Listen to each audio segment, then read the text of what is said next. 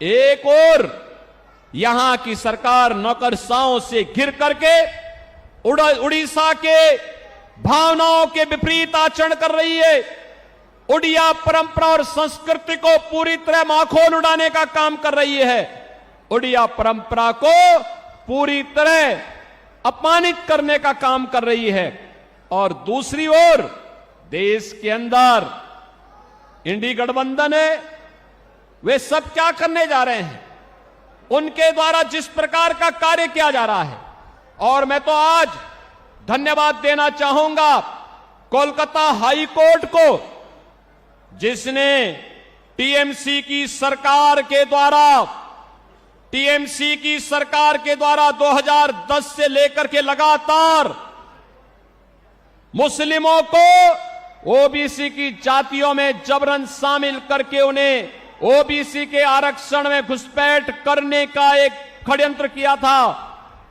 Kolkata high court ने एक महत्वपूर्ण फैसले में टीएमसी के सरकार के इन सभी फैसलों को पलट के कहा कि नहीं, भारत के अंदर धर्म के आधार पर आरक्षण नहीं हो सकता। आरक्षण पर बाबा साहब भीमराव अंबेडकर का जो मंतव्य है वो अंतिम मंतव्य है। हमें उसका संविधान की उन भावनाओं का पालन करना चाहिए। बहनों और भाइयों, धार्मिक आधार पर आरक्षण यह भारत की संविधान की मूल भावनाओं के विपरीत है। अनुसूचित जाति, जनजाति और पिछड़ी जाति के लोगों को ही आरक्षण का लाभ मिलना चाहिए, और वह भी भारतीय मूल के होने चाहिए। लेकिन ये कांग्रेस हो, टीएमसी हो, बीजेडी हो, ये जितने भी दल हैं, ये तुष्टीकरण की पराकाष्ठा पे चढ़ करके कभी स्वामी लक्ष्मणानंद जी के हत्यारों को संरक्षण देने का काम करते हैं, कहीं पर ये लोग अनुसूचित जाति, जनजाति और पिछड़ी जाति के आरक्षण के अधिकारों पर घुसपैठ करना चाहते हैं।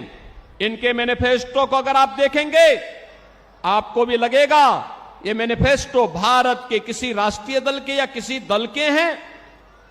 आश्चर्य होता है, ऐसे लगता है जैसे किसी मुस्लिम लीग का मैनिफेस्टो हो। इनके द्वारा लगातार भारत की भावनाओं के विरुद्ध आचरण करने का प्रयास हो रहा है।